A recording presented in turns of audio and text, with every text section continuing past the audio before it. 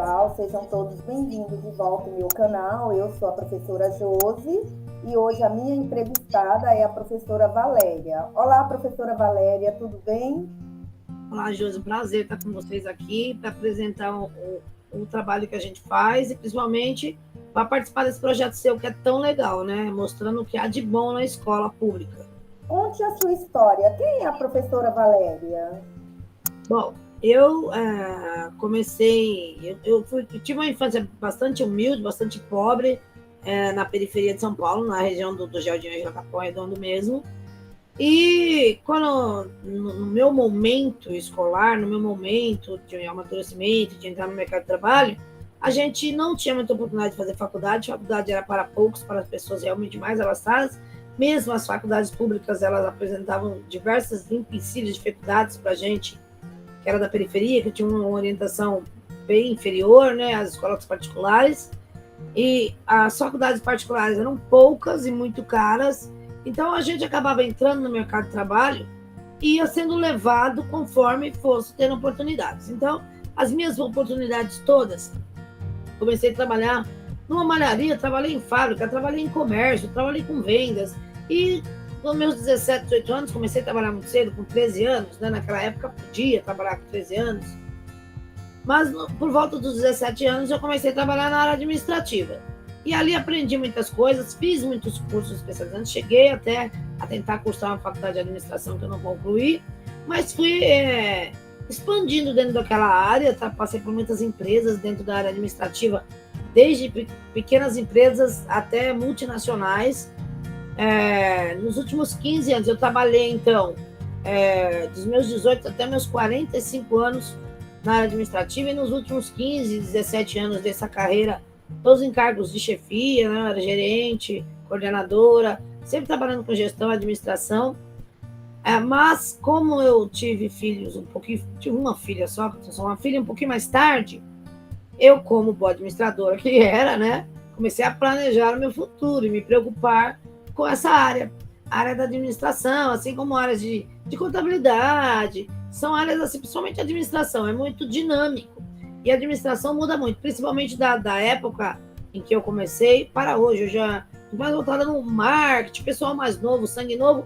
Quando a gente chega aos 50 anos, a profissão se torna um pouquinho mais complicada. Você perde colocação, você acha difícil se recolocar. Como eu tive filho um pouquinho tarde, eu já comecei a planejar como seria com 50 anos, que é a idade que eu estou agora. Então, eu pensei, bom, eu tenho que ter um plano B. E pensei, qual a profissão que as pessoas podem trabalhar com qualquer idade, que inclusive a idade pode contribuir como know-how. Professora, eu nunca pensei em ser professora, mas sempre fui preparada e educada para fazer o que tinha que ser feito. Entrei para a faculdade de letras com 35 anos. Minha filha tinha 9 meses e eu comecei a fazer a faculdade de letras e fui adiante, concluí e aprendi muito sobre a língua portuguesa. Eu sempre gostei, eu sempre fui uma excelente aluna, eu sempre era a melhor aluna, sempre era a melhor funcionária, eu sempre me dediquei muito assim. Então, fui fazer letras, foi meio complicado, porque eu já estava em outro momento, né, filho, trabalho e tal, mas consegui concluir, sair da faculdade de letras direto. Já fui fazer uma pós-graduação na PUC, que é a melhor faculdade, naquele momento até, que eu estava fazendo ali, 2008, 2009, era a melhor faculdade na área de língua portuguesa do Brasil. E continuando trabalhando na área administrativa. Em 2010, 2011, eu prestei um concurso na ETEC, entrei na ETEC, comecei a dar aula, mas conciliava, né, o trabalho na empresa com a escola, porque tem um processo para a gente se efetivar na ETEC e tudo isso. Então, eu conciliei durante 2 anos, trabalhei bastante, dobrado aí para conciliar os 2 empregos, mas depois me efetivei na ETEC, diminui um pouco a carga na empresa, continuei nessa empresa até 2015, quando eu me desliguei em dezembro de 2015, como diria o aluno, né, não trabalhei mais, só dei aula, né? E aí, gostei muito, me adaptei bem no começo, lógico que foi difícil, né, a adaptação, mas depois me adaptei e gosto muito do trabalho, realizo ele com muito prazer, como sempre, dando sempre o meu melhor. E assim que eu cheguei aqui, né? Então, a minha experiência com a educação era no Centro Paula Souza. Agora a professora Valéria irá fazer um resumo do projeto Passaporte Cultural foi criado juntamente com a professora Joyce. Em seguida, irá falar de 2 projetos. Um dia no museu, Semana de Arte Etequiana, projeto inspirado na Semana da Arte. Então, assim, o projeto Passaporte Cultural, a professora Joyce já esteve aqui no seu programa também, no seu canal, e foi, assim, absolutamente boa aquela entrevista. Ela falou tudo que ela precisava de falar, que cada detalhe do projeto. Então, o projeto Passaporte, ele trata de... foi uma ideia, como ela mesma disse, surgiu ali na sala dos professores. Eu tinha feito já o projeto Um Dia no Museu, que eu vou falar logo mais, e percebi que os alunos tinham gostado muito do passeio, e pensei, nossos alunos precisam de sair mais. E aí a gente se inspirou, a gente fez faculdade juntas, nos inspiramos na nossa faculdade, que a gente tinha que cumprir horas culturais, acadêmicas, né? E tínhamos uma carteirinha que parecia um passaporte, de fato, uma carteira de trabalho, um passaporte de verdade. E aí, então, conversando ali, pensamos nesse projeto, depois nos reunimos muitas vezes, montamos todo esse projeto e apresentamos para a entrada no PPG da escola daquele ano. Ele foi muito bem aceito. A escola produziu, então, os passaportes para os alunos. Então, a gente incentivou, a gente faz roteiros, a gente chama de passaporte cultural, porque a gente fala que ganha milhas, né? O passaporte se chama Viagem pelas Multiplicidades, ou seja, mostrar as multiplicidades da cidade de São Paulo e de outras cidades também. A gente quer muito que o aluno veja que a periferia é legal, tem arte na periferia, tem lazer na periferia, mas a cidade não é só isso, o estado não é só isso, o país não é só isso, ou seja, os horizontes têm que se abrir, né? Essas interações têm que acontecer em outros lugares também. E aí isso deu muito certo, a escola apoiou a gente totalmente, investiu nos passaportes, financeiramente falando, e foi um sucesso no ano de 2018. O passaporte, como a professora já falou, nós tivemos mais de 1.000 e poucas viagens, né, como a gente brinca, passeios, pessoas descobrindo outros espaços, e foi realmente um sucesso. Assim, isso, acho que auxiliou muito nossos alunos para se abrirem, né, para a sociedade, para a comunidade, incentivou muita cultura. Aí, lamentavelmente, começou a pandemia em 2019, 2020, desculpe, foi em 2019, 2020 veio a pandemia, isso atrapalhou bastante a gente, e a gente parou, mas agora já estamos nos planejando novamente, né, para o ano que vem entrar com tudo de novo, talvez até entre no PPG novamente, o projeto Passaporte, que deu muito certo. E aí, quem quiser maiores detalhes, é só olhar a entrevista da professora Joyce. Mas o projeto Passaporte, ele surge também a partir de um projeto meu de fazer com os alunos, de trabalhar, eu tinha que trabalhar um conteúdo de língua portuguesa, sou professor de língua portuguesa, o conteúdo era as vanguardas e essa primeira fase do modernismo. Então, como a Pinacoteca de São Paulo tem um acervo especial mesmo, muito organizado, separado tudo sobre o modernismo e essas marcas de vanguarda, então eu trabalhei na sala de aula com meus alunos, eu tive todo um cronograma, preparei os alunos, convidei-os, mandei autorização para os pais, porque era a responsabilidade de cada aluno chegar até a Pinacoteca com transporte público sozinho. Eu convidei os pais também que queriam ir, até foi 1 ou 2 pais no dia, que não se sentiu à vontade de deixar seus filhos andarem, de repente, transporte público ainda sozinho naquele momento. Então, teve toda essa organização anterior, e no dia do passeio, eu organizei um roteiro. Então, primeiro eu trabalhei todo o conteúdo em sala de aula, e aí a gente foi quase que como exercitar isso no museu, né? Eu preparei um roteiro com pistas das vanguardas, do estilo de estilos e vanguardas, e eles teriam que achar determinadas obras de determinados autores dentro do acervo, mas não com o nome das obras diretamente, ou às vezes não com o nome do autor, e sim com as pistas das características aí dessas vanguardas, né, do início do século. E foi muito divertido, porque o aluno começou a querer buscar isso, meio que se tornou um desafio para ele, era tipo uma caça ao tesouro, com mapa, né?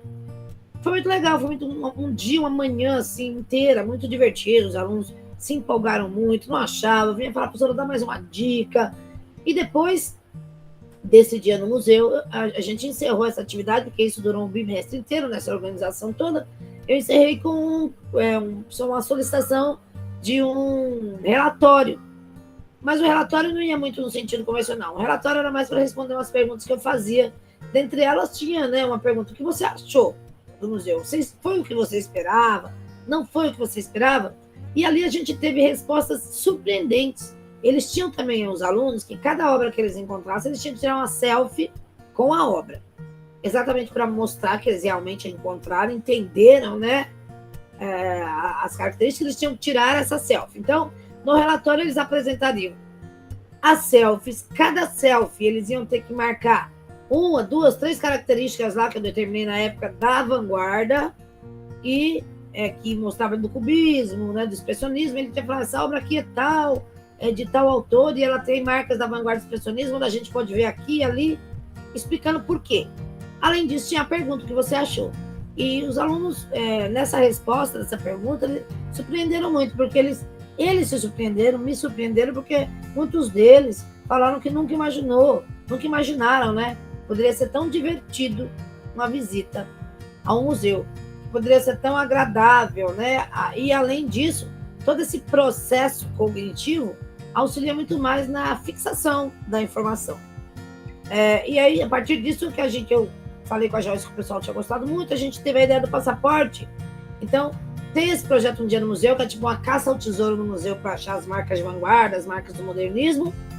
E neste passeio também, uma aluna que, por sinal, era muito retraída, muito fechada, tinha um problema de relacionamento com os outros e tudo mais.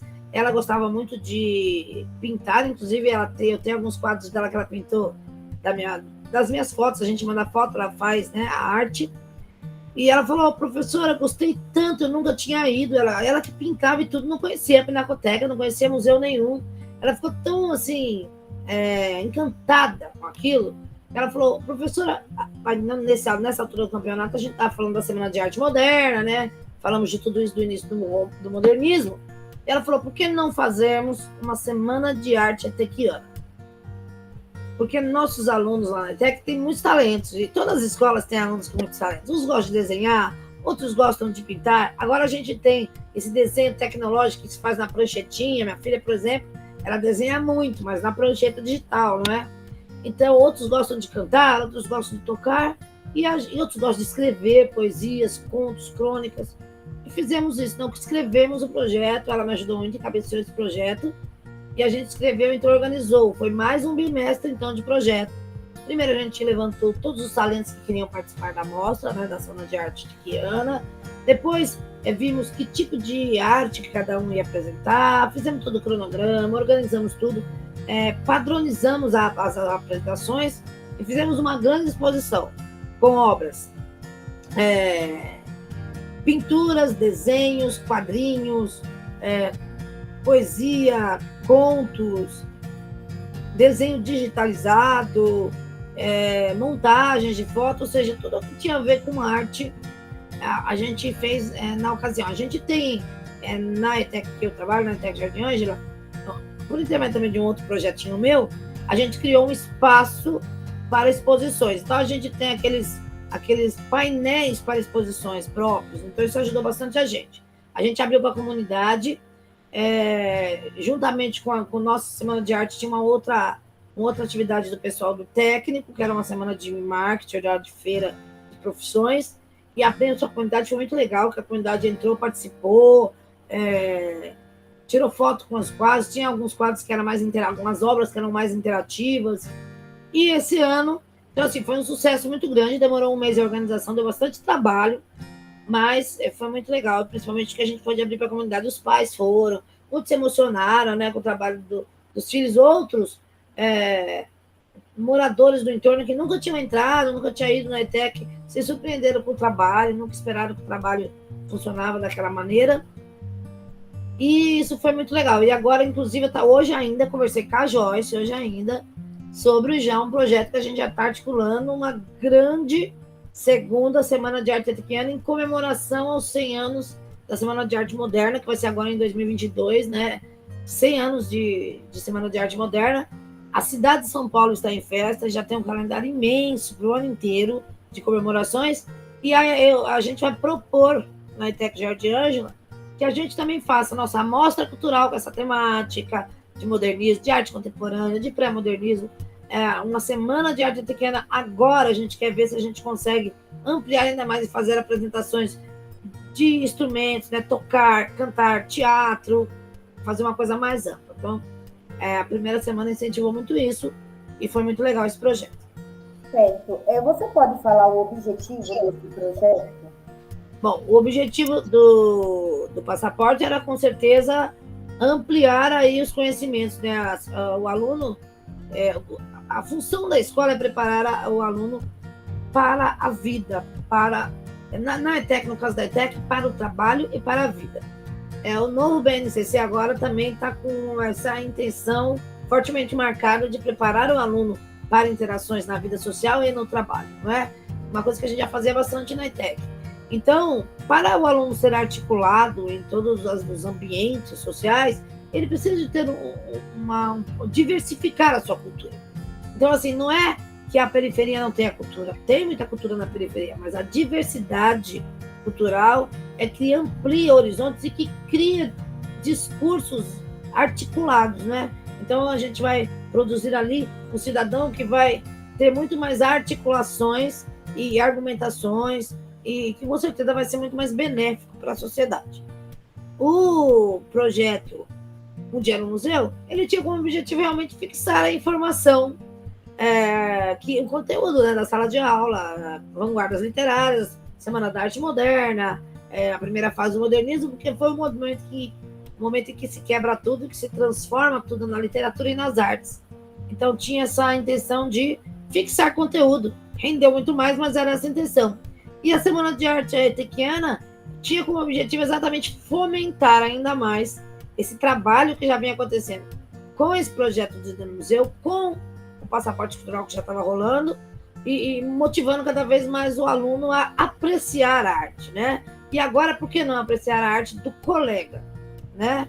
E principalmente envolver a sociedade, envolver a comunidade no nosso trabalho. Abrir para a comunidade foi um avanço grande para a nossa ETEC, porque a gente tinha algumas dificuldades com isso, né? Mas foi um avanço muito grande. Então, o objetivo ali, como sempre, ampliar, né, o conhecimento do aluno, mas principalmente interagir com a comunidade, porque escola não é só o professor e o aluno, a escola é feita de toda a comunidade escolar, e a comunidade escolar passa por seu entorno imediato, com certeza. Não, mas eu não tenho filho nessa escola, não interessa, a escola é da comunidade. Os 3 projetos, ele teve duração de quanto tempo? Bom, o projeto Passaporte, ele foi um projeto que foi testado, né, para a gente fazer o primeiro levantamento da duração de 1 ano, né, para passar todas as suas etapas e a gente ter os resultados finais. E todo ano ele pode recomeçar, como a gente falou, a pandemia deu aquela segurada na gente, né, no 2020 e 2021, mas ele vai continuar agora, talvez entre novamente no TPG. Então, assim, é um projeto que eu acho que veio para ficar. Ele tem como tempo inicial 1 ano, porque é o tempo de você realmente, os alunos terem tempo para começarem a ir, para começar a pensar, olha, a sala tal tem mais ponto que a gente, vamos lá também, né? Então, toda essa questão que os adolescentes também gostam, né? E para aparecer o resultado lá no final. E o projeto Um Dia no Museu, ele demorou por volta de 1 bimestre, né, 3 meses, que era o conteúdo do bimestre que eu planejei, né? Como eu falei, convidei, apliquei o conteúdo, fomos no museu, fizemos a dinâmica dentro do museu, depois criou-se relatórios, enfim. 1 mês. Foi um trabalho mensal que eu avaliei lá no final do bimestre. E a Semana de Arte Etequiana demorou uns 2 bimestres, uns 6 meses, porque a gente teve que fazer bastante levantamento, teve que organizar bastante coisa, dar prazo para as pessoas criarem. Tinha pessoas que não queriam apresentar o que já tinham, queriam pintar novos quadros, desenhar, fazer novos desenhos.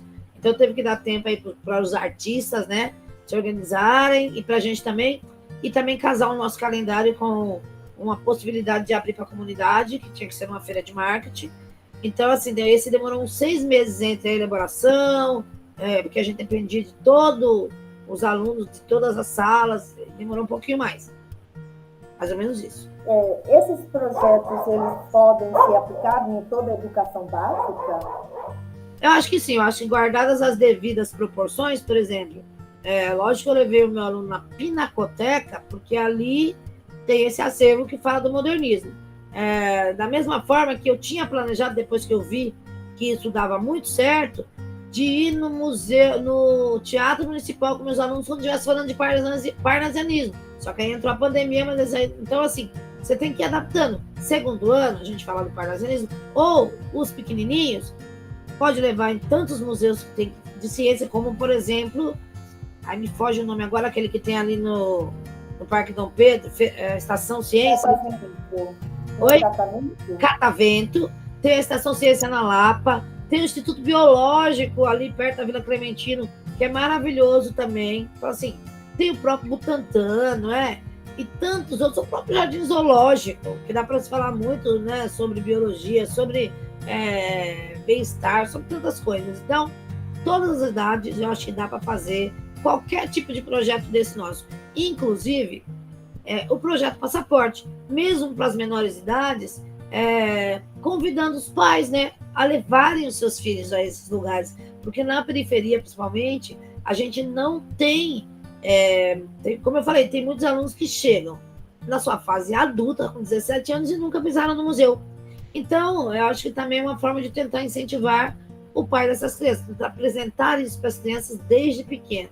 Então, tem lugares agradáveis para todas as idades, não é? No caso do Dia no Museu, no caso do Projeto Passaporte, e também na Semana de Arte Moderna. Na Semana de Arte Etequiana, eu acho que isso é desde o jardim, né? Porque não tem gente mais criativa do que as professoras do jardim.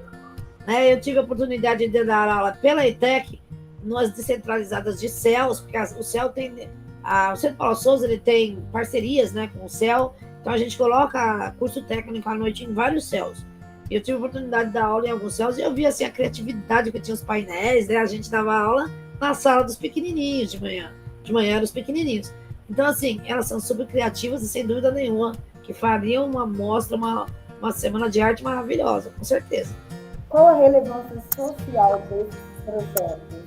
Eu acho que a relevância no caso dos três é a mesma, né? Sempre o projeto Um Dia no Museu, com certeza ele tem a mesma relevância de ampliar, enriquecer a cultura do aluno que a gente está formando como cidadão, né? O futuro aí da nação. Mas também é importante quando a gente fala da questão didático-pedagógica, né? A gente não vê a sala de aula só como aquela coisa maçante, onde você tem que ver, de repente, conteúdos que nem tem muito a ver com você, tem gente que gosta mais de exato, a gente gosta mais de humanos, mas também começar a ver a escola com outros olhos, seja a criança, seja o adolescente. A escola pode ser divertida, legal, pode ter coisas divertidas e legais na escola. Né? Então, realmente uma educação que não seja só de conteúdo, mas que seja também de práticas que elucidem, que ensinem, que exemplifiquem novos caminhos para os nossos alunos, né? Você acha que um projeto ele nasce pela necessidade do professor ou pela necessidade do aluno?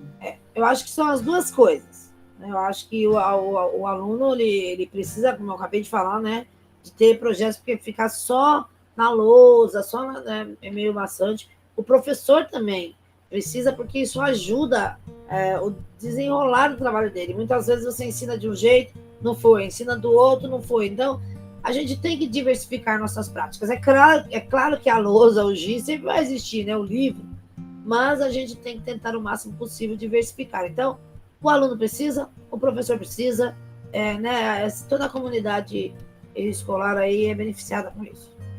Há professores que não gostam de trabalhar com projeto. Tem a ideia de que, para alcançar os resultados, os objetivos, é muito demorado. O que você poderia estar falando para esses professores?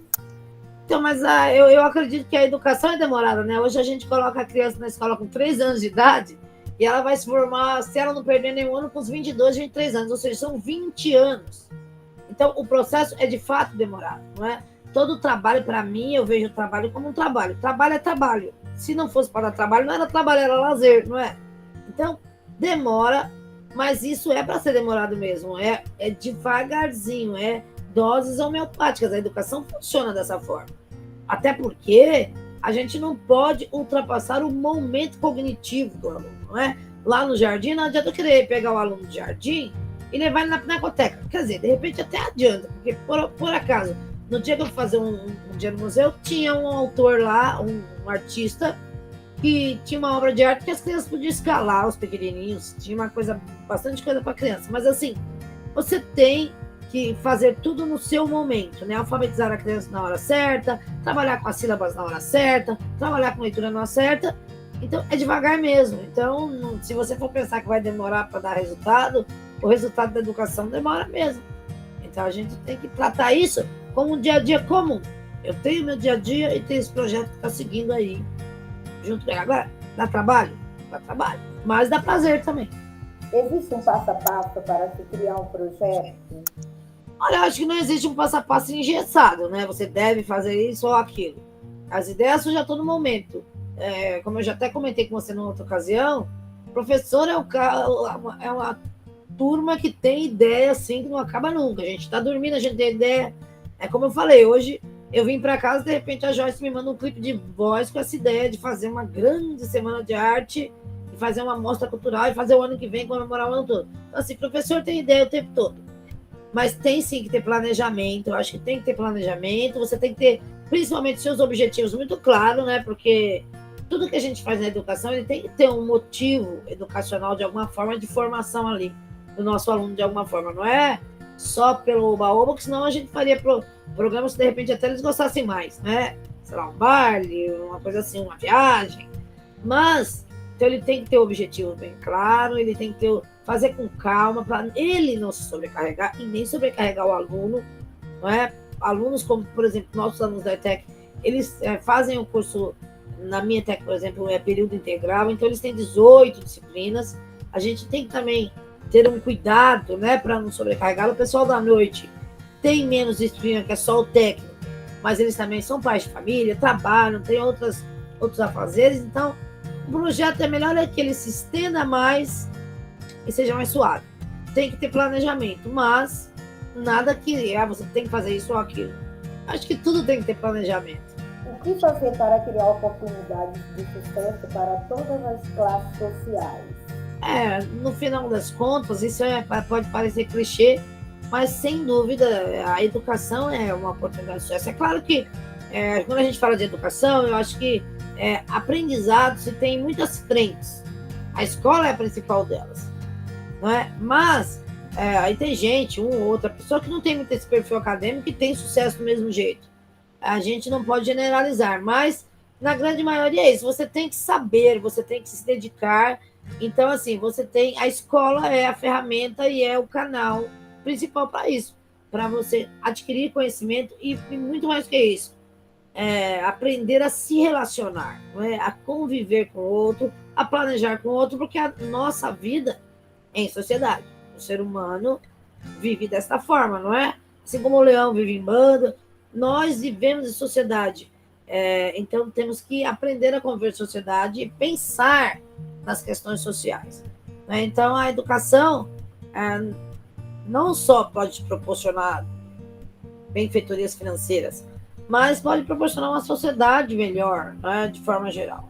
Então, eu acho que é sempre pelo meio do aprendizado, que não vem só da escola, e da educação em geral. A escola é o principal patamar nesse sentido, mas a família também. O que deveria mudar na educação?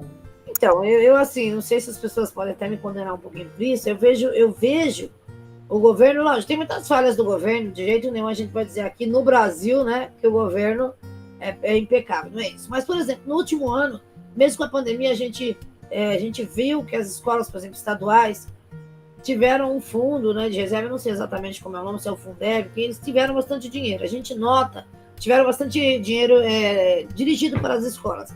Talvez porque as escolas não estivessem grande parte do tempo com alunos, e a gente percebe que as escolas públicas de São Paulo, pelo menos, as estaduais, elas estão bem pintadas, bem preparadas. Eu tenho muitos amigos, a maioria dos meus colegas de ETEC que dão aula no estado, as escolas estão bem preparadas, bem equipadas tecnologicamente, estão com seus computadores, estão com projetores, estão com televisão, com laboratórios de informática, a escola está bem tratada, está bonita, tem até um investimento legal. O professor também, eu acho que está ali disposto. Então, eu acho que o que falta principalmente eu acho que tem que ter um salário, uma valorização um pouco melhor do professor. Ah, mas é porque você é professora que está falando isso.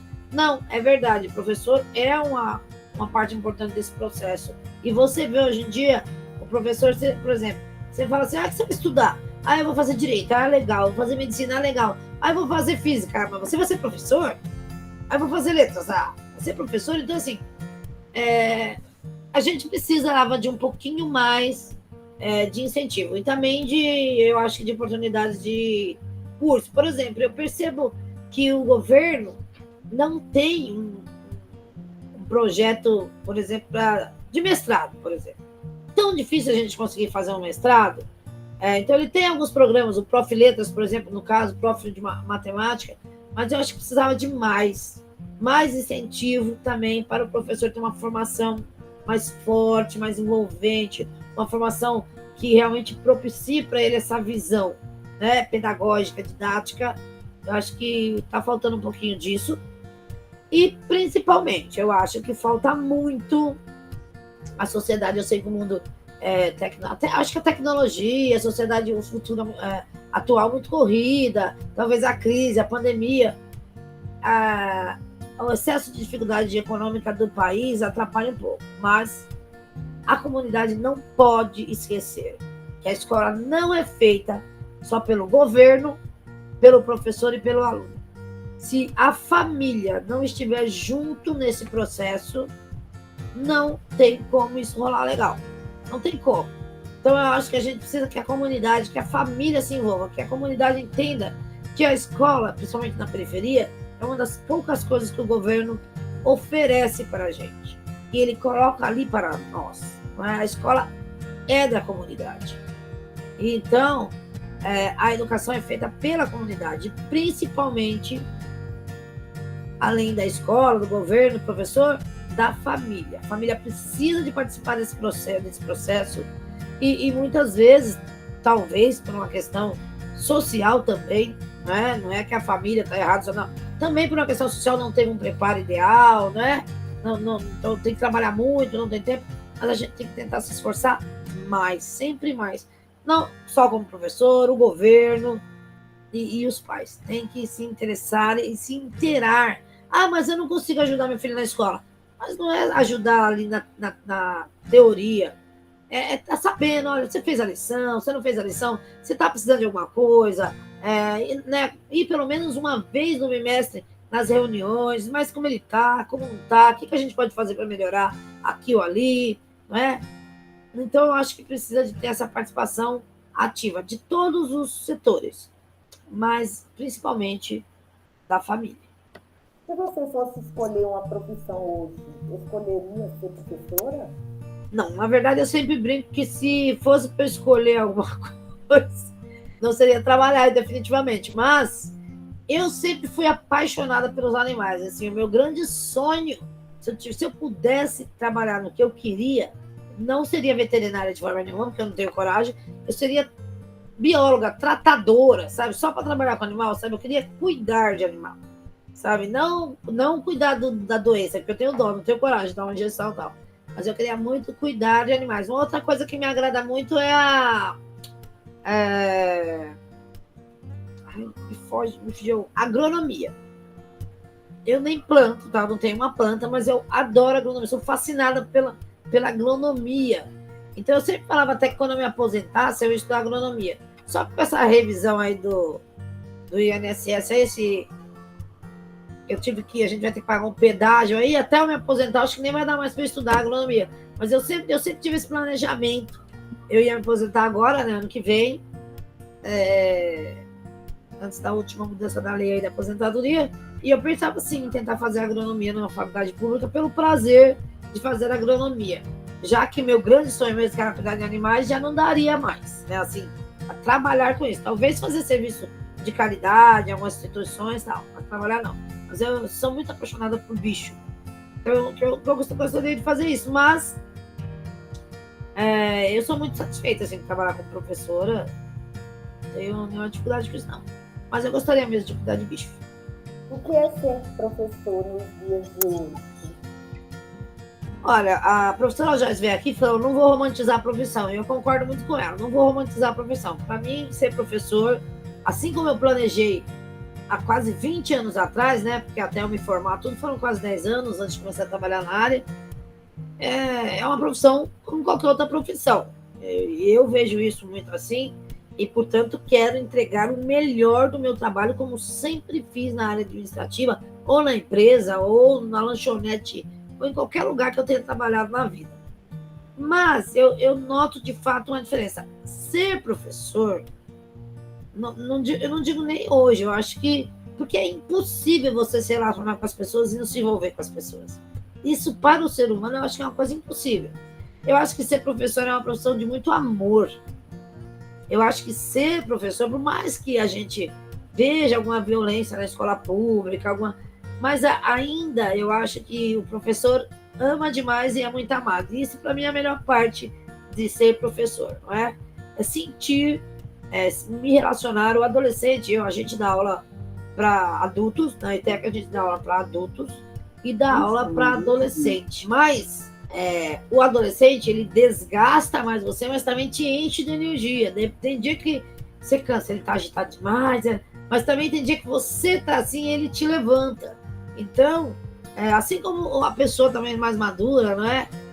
Eu tenho ex-alunos no curso técnico também que se tornaram grandes amigos. Então, a escola é um lugar, é um trabalho que é impossível você não criar um relacionamento afetivo com as pessoas, com os alunos. Então, isso eu acho muito legal, que a gente não tem tanto na empresa, na iniciativa privada, né?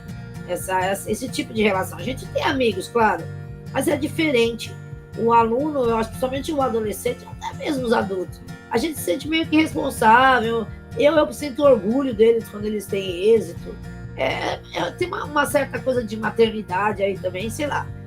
Eu acho que essa relação é muito gratificante nesse sentido. Que na iniciativa privada, em 25 anos de trabalho, eu não me encontrei. Essa questão da gente ter orgulho do nosso aluno, eu fico muito feliz quando eu entro em uma repartição, seja ela pública ou particular, encontro um aluno ali bem sucedido. Nossa, parece que eu nem sei explicar a felicidade que eu fico quando eu encontro um aluno que concluiu seus estudos e conseguiu uma boa colocação. É verdade. Nós, até como a gente tem essa escola técnica, a gente trabalha nessa escola técnica, a gente tem, graças a Deus, muito esse retorno positivo, sabe? Os alunos têm se encaixam bem no mercado. A gente tem muitas histórias de sucesso e muitas histórias, para mim, de repente, até são as mais gratificantes no ensino técnico, à noite, né, para os adultos, histórias de pessoas que... Eu tive uma história de uma pessoa, se ela tiver a oportunidade de ouvir essa entrevista, ela vai se identificar, não vou citar nomes. Ela entrou na escola para fazer o filho dela estudar. O filho dela adulto, sabe como é que é mãe, né? Se preocupa a vida toda. E o filho dela nunca conseguia entrar, fazer um curso e ir adiante. Como ela já estava mais velha, já numa fase mais tranquila da vida, ela falou, eu vou entrar com você lá para te incentivar a fazer esse curso. E os dois entraram para fazer administração, um curso de administração da ETEC. Mas ela entrou ali muito com essa ideia, né? Eu vou acompanhar o meu filho, eu vou incentivar o meu filho. Mas o que ela descobriu ali, como ela se transformou ali, é uma coisa incrível o que essa mulher se transformou. Ela entrou ali, ela parecia uma vovó, sabe? Uma vovozinha assim. E ela saiu de lá uma mulher bonita, independente, segura. E ela é muito inteligente, dedicada. Olha, ela se transformou absolutamente. Então a gente opera verdadeiras a escola, né, em si, transformação na vida das pessoas. E não é porque é técnico, tem muitas escolas públicas boas, ótimas, não é? E que servem de modelo que as pessoas levam para a vida toda. Então, eu acho que dá para fazer muita diferença, sim. É bem gratificante isso. Você pode deixar uma mensagem para os professores, coordenadores, alunos, comunidade escolar? Olha, eu já falei, eu acho que quase tudo, né, das coisas que eu achava importante, mas a mensagem é sempre essa, gente. Hoje ainda você perguntou para mim, Porque tem muita gente que não gosta de fazer projeto, me dá trabalho, tem mesmo. E eu, inclusive, eu acho que eu e todo mundo, mesmo dentro do trabalho, a gente encontra companheiros de trabalho que oferecem resistência, que não querem participar, é um direito deles, obviamente.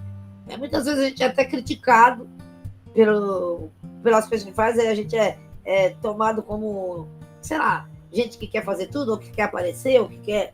Então, dentro do próprio meio, infelizmente, às vezes a gente encontra alguma resistência.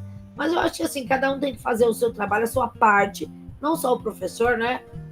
Fazer bem feito, fazer com vontade, fazer como se... Porque eu sempre brinco, eu falo, se eu tiver que lavar um banheiro, eu quero lavar o melhor banheiro que a pessoa já viu. Eu quero que a pessoa que entre no banheiro fale, que banheiro limpo é esse, né? Eu quero fazer tudo da melhor maneira possível. Eu acho que é melhor trabalhar desse jeito. Então, as pessoas devem tentar se empenhar, dedicar não só o professor, a direção, a tia da limpeza, o pai de aluno, o governo. Então, eu acho que é assim, não esmorecer. Não esmorecer. Não deu certo? Fiz alguma coisa, não deu certo? Quantos amigos meus, somente no estado, falaram, ai, Valéria, fiquei projetando isso, fiquei escrevendo essa aula, fiquei preparando esse material, o aluno nem notou. Teima, como diria, né? A mãe lá, teima, que uma hora vai dar certo. E às vezes você acha que ele não notou. Às vezes ele até quer passar para você que não notou. Mas ele nota. Né? E também assim, a gente nunca vai conseguir transformar a vida de 40 alunos por ano. Ou de 500 que a gente tem. Mas se de 500 por ano, 5, né, evoluírem de alguma forma por alguma coisa que você passou para ele, bom, você já ganhou o dia. Porque, como eu falei, eu fiquei 25 anos na minha iniciativa privada e nunca me senti assim nem por 5, né? Não tinha. Eu sabia que eu fazia um trabalho excelente, mas eu não via o fruto de fato desse trabalho na sociedade, na comunidade. E nem na vida de uma pessoa especial, a não ser do dono, né? E aqui é diferente. Então, eu acho que a mensagem principal é: insistam, não desanimem. Tem mais algo?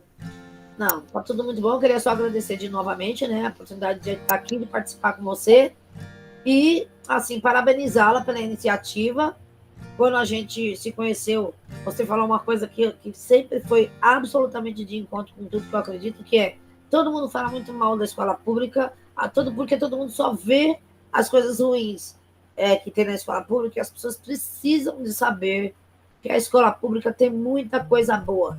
Né? Nós estamos aqui, hoje eu estou aqui com esse projeto, muita gente pode dizer, mas é porque é da ETEC. Não, você sabe, eu já te indiquei vários professores que não são da ETEC, que são do Estado, que são da Prefeitura, e que fazem trabalhos, escolas inteiras, diretores que fazem trabalhos maravilhosos. Então, assim, tem muita coisa boa na educação, sim, e a gente tem que mostrar para as pessoas, em primeiro lugar, entenderem o nosso trabalho, né? Eu acho que isso também faz parte da ideia, como eu falei ainda hoje, da valorização do professor, entender o nosso trabalho, entender o processo, né? E o que representa o trabalho para a sociedade lá na frente. Como eu estou falando, eu fiquei 25 anos na iniciativa privada e nunca consegui enxergar isso. Só trabalhando dentro da educação que você consegue perceber a mudança que você pode fazer, ainda que seja em uma pessoa. Mas isso já é muita coisa. Então, é um trabalho muito importante. Então, esse seu trabalho aí, seu canal, que mostra o que a gente faz, e é muito importante. A gente precisa fazer mais esse tipo de coisa, divulgar mais. E é por isso que eu vejo aí alguns profissionais aí que eu elogio muito. Eu sempre estou te indicando, porque ele faz isso. Ele divulga, ele mostra, e ele angaria a confiança da sociedade. Então, eu acho que a gente tem que fazer isso mesmo. Mostrar, para trazer também aqui assim, essa força, né, da união da comunidade com a escola. Por isso que eu criei o canal, quando eu fiz o meu trabalho na escola, e eu já trabalhei também no ensino fundamental. E eu via os professores, todos os professores, eles fazem muitos projetos. E às vezes as pessoas que estão de fora, eles não sabem o nosso trabalho dentro da escola. Então, por isso eu criei o canal para mostrar o que é feito de bom dentro da escola. Dentro da escola não acontece só violência, acontece coisas boas e muito boas, que são os projetos, as boas práticas dos professores E eu agradeço muito você pela sua participação, professora Valéria. Então, muito obrigada. E obrigado por todos que virem aqui no canal, né? E apoia aí o canal, porque esse canal é muito importante. Muito obrigada. Tchau, pessoal. Até o próximo vídeo.